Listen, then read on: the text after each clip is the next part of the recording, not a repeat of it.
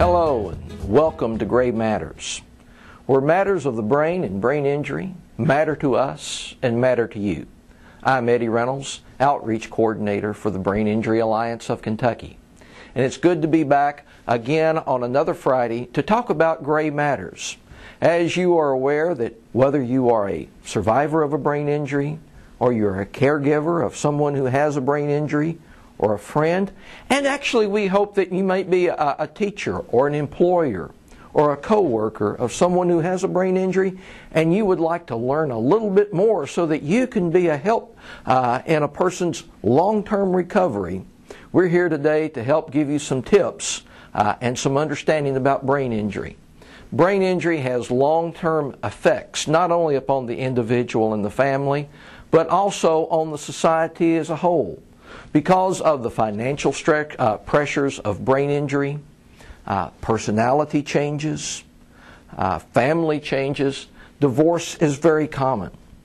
So all the problems that come about divorce, and there's someone now who may need support, who doesn't have it. There are children who are missing the benefits of an intact family when it could be possible.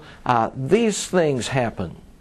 And we realize there many times they're unavoidable, but they can have long-term social impacts and impacts on society. We realize that schools are often impacted because of brain injury, especially those that aren't properly diagnosed or recognized. Students soon fall behind, and because they have trouble concentrating, become disciplinary problems and are put in special classes or given ADD or giving Ritalin, and they are diagnosed as having ADD. Many times unemployment gets very high. Unemployment rates for people with brain injury can run from as low as 50% to as high as 90%. Usually 75% of people who have a brain injury wind up losing their jobs without appropriate supports. Over half of the people who are homeless or in prison have a history of brain injury, whether it was reported or not.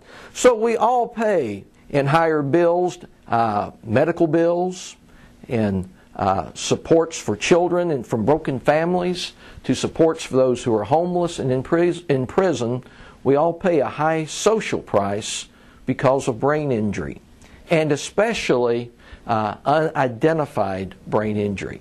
So here are some things that you can do if you are the survivor of a brain injury or a friend or a caregiver. You can always cooperate and work with your rehabilitation and counseling staff. This is always important, for you must understand that rehabilitation is not something you go through while you're in rehab. It's a lifelong process of learning and growing, of failing, but it's also a process of succeeding, of learning and becoming a new person. Build on your strengths. So you want to do that. It's easy to focus on your weaknesses and what you can't do, especially compared to what you were able to do. But it will be really important to focus on your new abilities, on your new friendships, on what you can do. Also, you want to be sure that you cooperate with your doctor and to take your medication as it's prescribed. But you also want to build a network of support. There are support groups that meet across the state. And a lot of times it's not easy being a part of a new group, but that getting out and meeting new people will be important for you to build the social networks that you need to maintain employment or find employment, to give family respite so that they're able to strengthen their batteries and you're able to work with them later on, and that you're also able to give and receive feedback and avoid the behaviors that are destructive to you and to society. The Brain Injury Alliance seeks to offer services and support that will help you find out what you can do to succeed, to grow, to learn, and to become a new, and in many cases, a better person than you were before the injury. Yes, at Brain Injury Alliance of Kentucky, gray matters truly matter. Thank you.